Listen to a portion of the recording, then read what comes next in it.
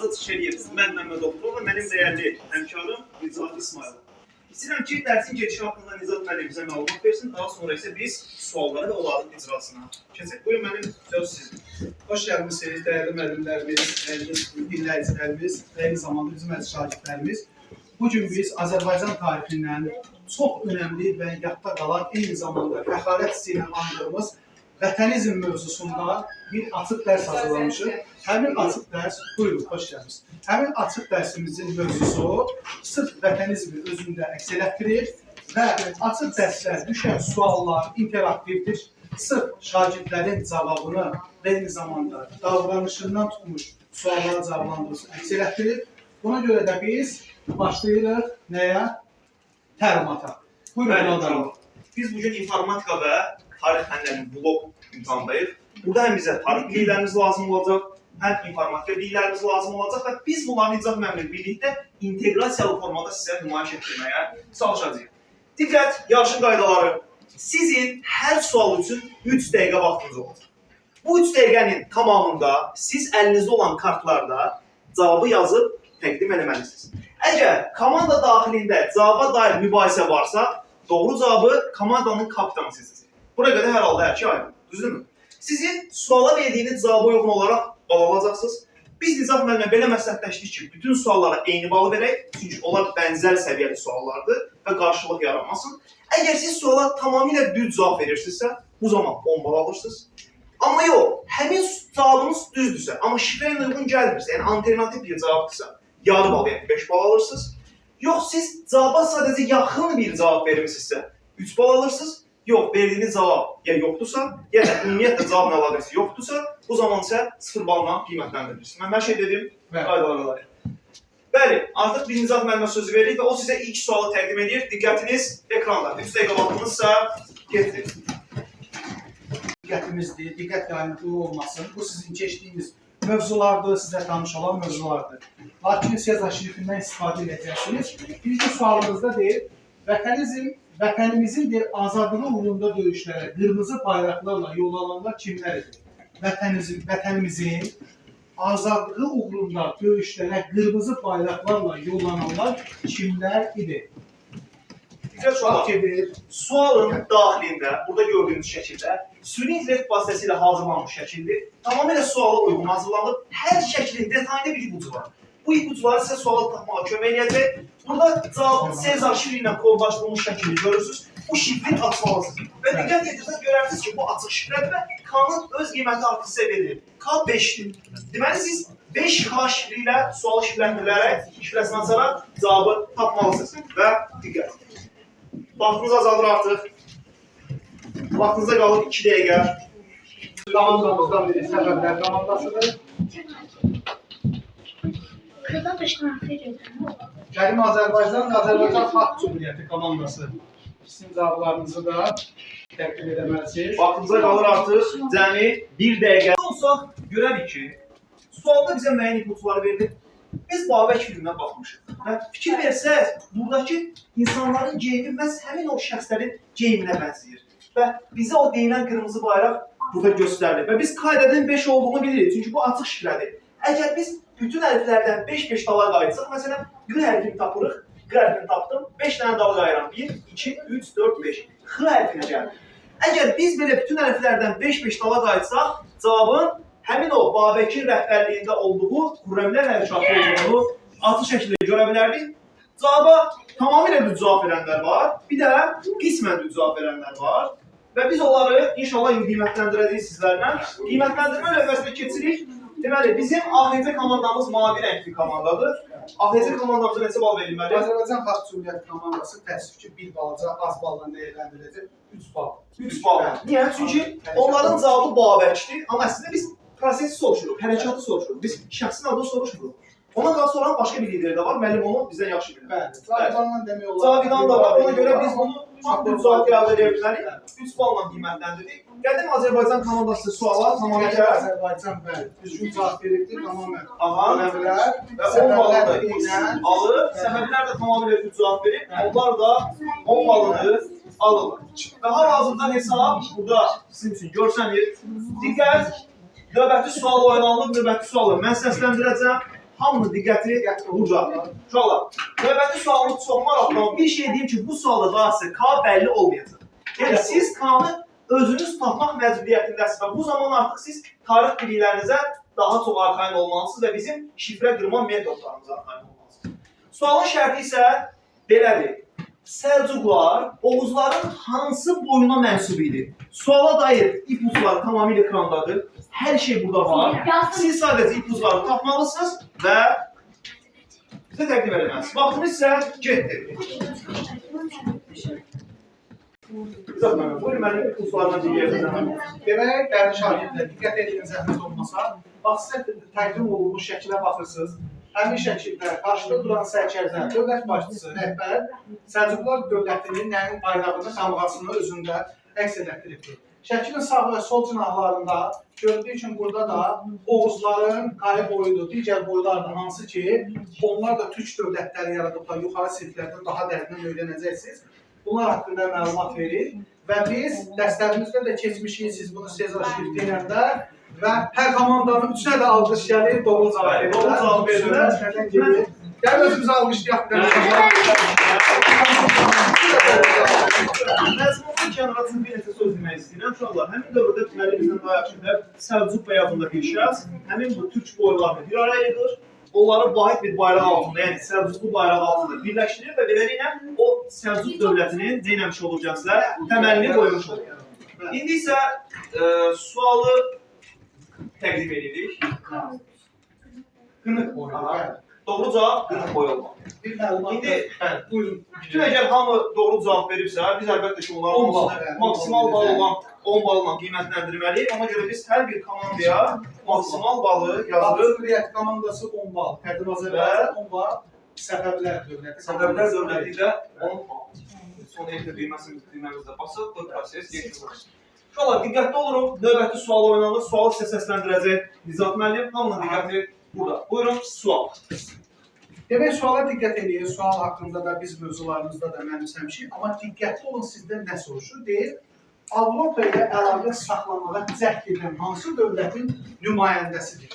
Avropa ilə əlaqələr, diplomatik əlaqə saxlamağa cəhd edən hansı dövlətin nümayəndəsidir? Baxırsınız bizim ortaya, şəkilə. Çox böyük ipucular var. Hər şey şəkil sizə deyir. Şəkildə elə bir ipucu var ki, o sizə cavabı deyir, hətta cavabı deyir. Dövlətin adını soruşur. Əyləşin. Biz dövlətin adını soruşuruq. Əyləşirik. Uşaqlar. Sezar şifrəsinə diqqət, suala diqqət. K bəlli deyil. Şəkil danışır. Gizli şifrədir. Hər şey bizə əslində buradadır. Göstərilir. Vaxtınız sayın əlbəttə ki, getməkdə. Biz onsuz aşağıda vaxtı görürük. Sizin tərcibi 2 dəqiqə 40 saniyə vaxtınız var. Hələ bəlkə biraz daha az. Biz artıq sualın izahını kəsə bilərik. Sualın izahını gördüyünüz kimi məsələn verəcəm. Biz süni intelleklə yazılmış şəklə diqqətlə baxsaq görərik ki, Nizat müəllim demiş, şəkil bizlə danışır. Necə? Biz əgər şəklin sol tərəfindən görsək, görərik ki, Avropa filmlərində gördüyümüz Avropanın geyim tərzini görürük. Şəklin sağ tərəfində isə bizim mədəniyyətimizi əks etdirən şərq mədəniyyətinin onların geyim tərzlərini görürük. Amma burada ən böyük ipucu nədə idi? Kim verirsinizsə, burada bayraqda biz kod simvolu görürük. Deməli, bu ya ağ qoyunlu ola bilər, ya qara qoyunlu ola bilər. Tarix biliklərimizi işə salanda görürük ki, bu ağ qoyunlu dövlətidir. Amma biz şifrəni saysaq görəcəyik ki, ağ qoyunlu sözü ilə buradakı hərflərin sıraya düz gəlmir. Deməli, bu ağ qoyununun başqa bir adıdır. Bəs bu ad nədir? Bu ad bayanlıqdır. Siz uşaqlardan oxuyan verənlər var, yarın oxuyan verənlər var və sağ səndirlər. İmzat mənim onları təqdim edəcəm. Azərbaycan Partiyası Azərbaycan Xalq Cümhuriyyəti düzdür. Səbəblər seçildi. Bu tamamən uzaqdır cavabdan. Ona görə biz onları bu mərhələdəki sual İkinci, Qədim Azərbaycan komandası %100 doğru cavab verib, şifrəni doğru yığıbdır və eşit veribdir. Ayağımız alır. Və biz gözlədiyimiz kimi yaxın bir cavab var. Bu doğru cavabdır, alternatif cavabdır, amma şifrəyə bulunur deyə. Buna görə tarix öz sözünü deyil, amma informatiya çevirə bilmədik. Ona görə biz burada Ağqoyunluya nə qədər bal veririk onun? Ona artıq yarı bal verməliyik. Çünki tamamilə yarımızdır, amma ikinci alır. 5 balımızı verdik və yekun etibarilə uşaqlar balların sıralamasını görürsünüz. Kimin qabaqda, kimin arxada olduğu da diaqramdan bizə aydın görünür. İndi isə Digər sualı sizin üçün inşallah ki, mən səsləndirirəm. Diqqətiniz tamamilə məndə. Sual isə belədir. Bayaqki sualda gəl siz tamam 4 tapmış olsaydınız, bu sizə tamamilə doğru cavab özünü tapmağa birbaşa kömək edəcək. İndi növbəti sualımız səsləndirilir.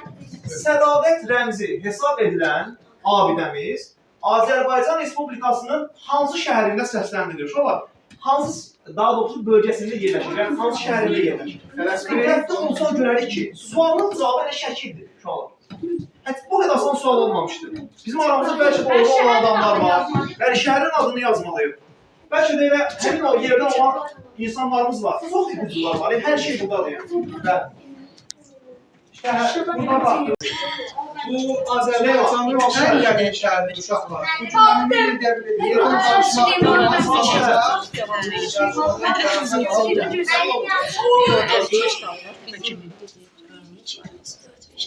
Hər kəsin cavabı təqdim edildiyinə görə biz əvvəl Nizam Məmnizat Müzəffərə böləcəyik. Ekranda verilmiş olan şəkildə Azərbaycanın klasik feodalizm dövrü sizdən danışır. Yəni feodalizmin ən belə qaymaq dövrüdür, ən gözəl inkişaf etdiyi dövrdür. Burada gördüyünüz həmin yerin sakinləri bura İlanlı dağ deyil. Biz buna eyni zamanda Haça dağ da deyirik. Arxa planda qeyd olunubdur. Qarşı tərəfdə olan kamera, yəni bayraq Eldənizlər dövlətinin bayrağıdır. Çünki bu şəhər Eldənizlərin ilk paytaxtı olub. Eldənizlər burada dövləti formalaşdırırlar. İki döyüşçü və öndə isə bir xanım, bir Azərbaycanlı tarixi qadının, yəni bizim tariximizdə qadınlar mövzusunu keçmişdik, əks olunub. Bu Möminə Xatun türbəsidir. Və şəhər isə Azərbaycanın ən qədim şəhər mədəniyyəti olan Naxçıvan.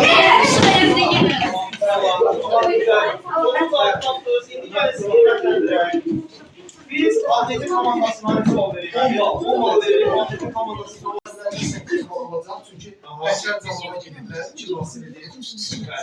Səbəblər isə ikinci dəfə cavab verdikləri üçün onların balının ümumi kontekstindən biz 2 balı çıxartmalıyıq. Buyur. Bir neçə sual var hələ ki. Onu bilməyəcəksiniz. Bəli, onu artıq süni intellektimizə göstərəcək. Aha, o sizin cavabınız. Əgər bərabərlik olsa hava sualları görəcəksiniz, yox. Bərabərlik olmasa biz vaxtı olaraq məsələyə nəzarət edəcəyik. Digər doğru cavab məhz Naxçıvan hesabı. Uşaqlar, növbəti sualımız maraqlı suallardan biridir. Son mövzularda keçmişdik sizlə. Sualda deyir ki, Nadir Şah özünü Muğan qurultayında şah elan edərkən hansı dövlətin süqutuna səbəb oldu? Nadir özünü Muğanda şah elan edərkən hansı dövlətin süqutuna səbəb oldu? Diqqət edirsiniz, şəkildə olanda şah elan edərkən hansı dövlətin varlığına son qoydu? Hansı dövləti süqut elətdirdi? Tərcüm edib Səfəvlər komandası, Səfəvlər komandasının cavabını aldı. Qədim Azərbaycan və Ak Cümhuriyyəti. Diqqətli olun. Mən sizə verəcəm. Diqqətli olsa şəkil, uşaq məlimin deyimi ilə desək, bizlə çox yaxşı danışır. Burada gördüyünüz bizim qüdrətli hökmdarımız olan Nadir Şah Əfşardır. Hansı ki siz Nadir Şah Əfşarın əlində bir plakat görürsünüz. Plakatın üzərində Muğan qurultayının məzmunudur. Yəni hansı ki Muğan qurultayı. Əlavə olaraq siz burada bir bayrağın qaldırıldığını, digər bayrağın isə endirildiyini görürsünüz. Qaldırılan bayraq məhz Nadir Şah Əfşarın sahibi oldu, Əfşarlar sülaləsinin bayrağını görürük. Endirilən bayraq isə məhz bu bayraq edilir. Hansı bayraq edilir şu an? Səbəbləri bayrağı edilir. Deməli, bu bir ölkənin yüksəlişi, digər ölkənin isə biz süqutunu və yaxud da varlığına son qoyulmasını görürük. Doğru cavab isə məhz səbəbləri. Əgər siz kanunu doğrudan da 4 tapmış olsaydınız, siz bu şifrəni qırıb cavabı tapa bilərsiniz. Digər sualı isə mən səsləndirirəm. Sual üçün qaydalar eynidir, sizin yenə. Dediyim qədər, vaxtınız var. Gəl biz falları yazalım, falları yazmaqda bir qaz. Zamanda olmalı qiymətləndirilir. Bəli. Tələ bilərsin 10 balına. Valla indiki vəziyyətə görə biz komandaların ballarını deyə bilərik. Bəli, əlbəttə deyə bilərik.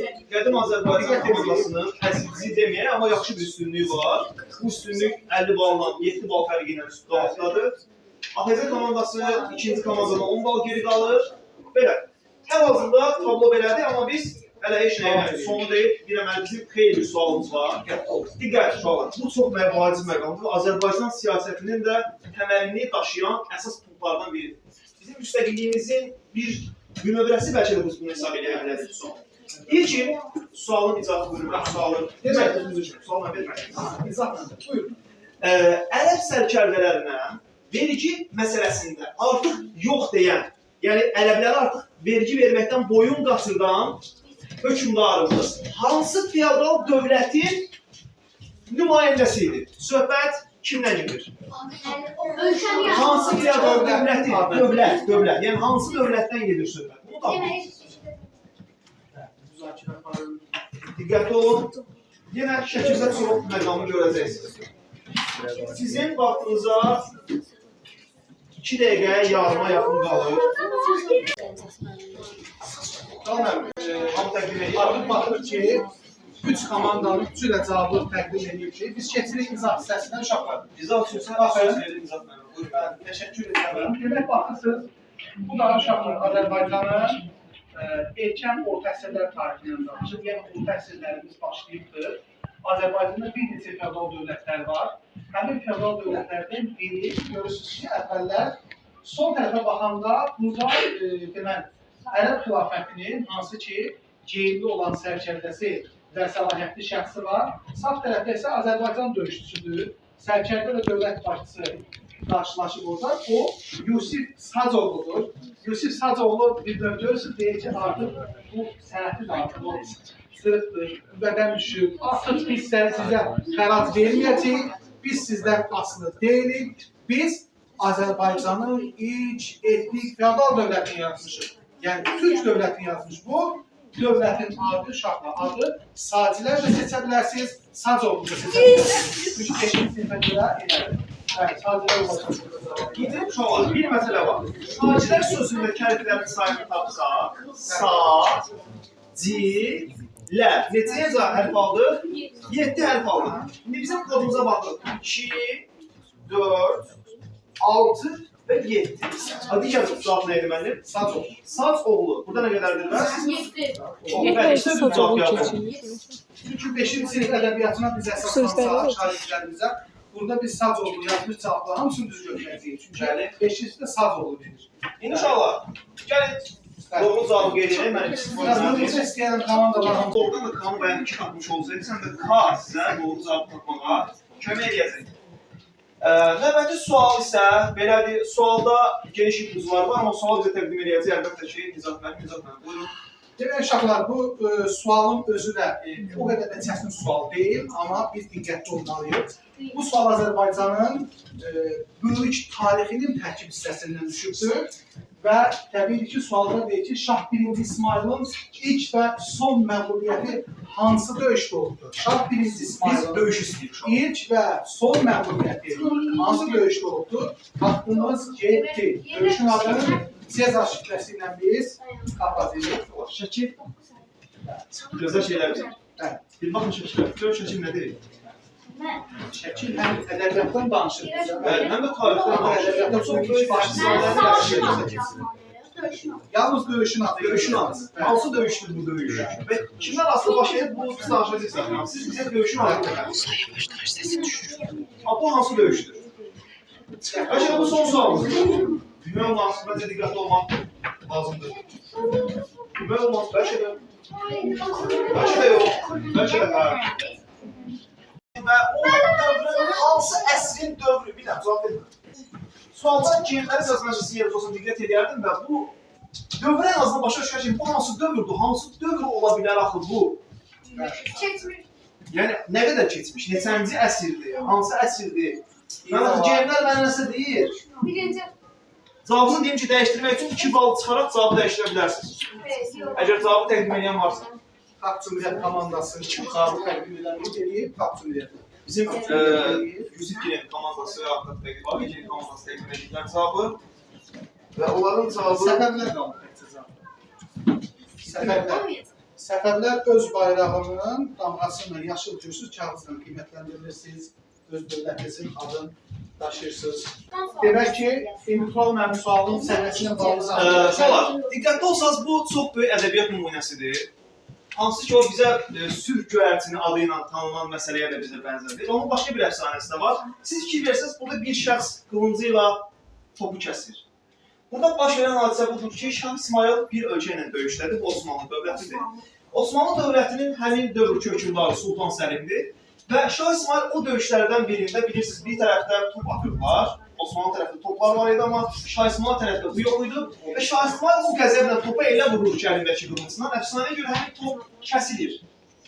Və bundan sonra Sultan Səlim bu hadisədən xəbər tutub Şah İsmayıla məktub göndərir ki, sənin o qılıncın necə bir isti qılıncdır ki, o bunu elə bilib, sən onu mənə hədiyyə verərsənmi? Şah İsmayıl böyük məmnuniyyətlə bu qılıncı göndərib, amma Sultan Səlim nə qədər çalışsa da görüb ki, o topu kəsə bilmədi. Və onda o məşhur söz deyir. Deyir ki, Səlim, o həmin qılıncdır, amma sən o əldə deyilsin, yəni qol həmin qol deyil. Və siz burada doğrudan da Sultan Səlim və Şah İsmayıl arasında baş vermiş həmin döyüşü görürsünüz. Bu da hansı döyüşməli?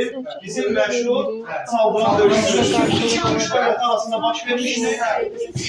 Və bizim tələbə yoldaşlarımızdan biri bunu Çanaqqale olaraq yazır. Amma şu an diqqətlə baxsaq, bizim Şah İsmayıl Çanaqqale döyüşündə ola bilməz. Çanaqqala Osmanlı Türkiyənin müstəqillik yolunda verilmiş döyüşdür. Biz buradan bir hadisə görmürük. Mən sizə Çanaqqalada insanlar beləmi ki, maraqlısı odur ki, Çanaqqala haqqında bir şeylər məlumat deyil, onların əlavə məlumatları. Onları öyrəndikcə hamısının bütün məlumatları yezləyib, inşallah yezləyib. Çoğlar, diqqət, artıq bizim suallarımız təəssüf bitir, çünki bizim vaxtımız azalır. Və biz indi sualları qiymətləndirərək son tablosu verəcək, mən sizin cavabları. Azərbaycan Xalq Cumhuriyyəti 10 balla qiymətləndirilir, tam 100 cavab verir. Qədim Azərbaycan cavab verir, Çanaqqala. Yəqin ki, 0 bal. Bəli, səfərlərdə Osmanlı döyüşün adını verirdi. Bu döyüşü tərəfin əksəriyyətdə 100 balla qiymətləndirilir. Çünki tərəfin ən azından əksəriyyətdir ki, yəni yekun tablo bizim qarşımızdadır. Gördüyünüz kimi, yarışın, əlbəttə bu yarışın ucanı yoxdur, amma qalibi var. Yəni, hamımız burada əlimizdən gələn eləmişik və hamımız çalışmış. Önəmli olan yarışda iştirak eləməkdir, udmaq bu ikinci dərəcəli məsələdir. Amma biz yarışın qalibini burada görə bilirik. Qədim Azərbaycan komandası doğrudan da bizdən məhz 60 bal toplayaraq yarışın qalibi seçilir. Buyurun. Mən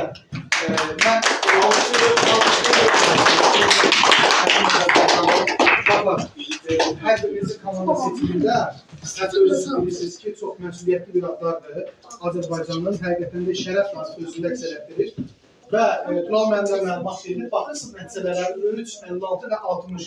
Görürsünüz ki, həqiqətən də sinif olaraq cavabınız, nəticələriniz bir-birinə çox yaxındır. Yəni, fərqli olsun. Fərq sadəcə olaraq nədədir? Biraz tələsməyimizdə, biraz hətta da olsa bir diqqətsizliyimizdə, biraz nədəsə, o nədəsələri biz tapırız. Tapıb aradan qaldırırıq. Siz hamınız qalibsiniz, biz birinci, ikinci, üçüncü yerlərimizə təbii ki, bizim rəsmi şəkildə Elmika liseyi tərəfindən təqdim olacaq, sertifikatlarımız veriləcək və sertifikatlar da sizin uğurunuzun davamlı olması üçündür. İndi biz üçüncü yerin qalibini dəvət edirik. Üçüncü yer təbii ki, burada Ateizm komandasıdır. Biz onu inşallah bura salmaq istəyirik ki, onların sertifikatlarını təqdim edək. Komandası üzvləri gəlir. Ateizm komandası gəlir. Alkışın olaraq özünüzə göstərirlər.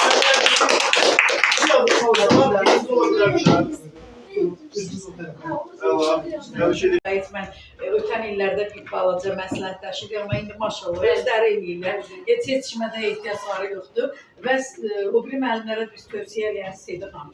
Vaxtı olan müəllimlər də əyləşərdilər və blok dərsin strukturunu, mahiyyətini görərdilər. Bir də mən Seyid xanımdan xahiş elədim. Növbəti mərhələdə 2 saat Seyid xanım təşkil edən vaxt ayrılar belə blok dərslərə. Bir qədər də artıq materialına biz uşaqları silahlandıra bilərik və bir-birimizdən də təcrübə mübadiləsi edirik. Hər ikimizə təşəkkür edirəm. Əla, bəlkə də bütün bu illər ərzində olan blok dərsləri şah dərsi idi. Gəlin müəllimlərimiz olun.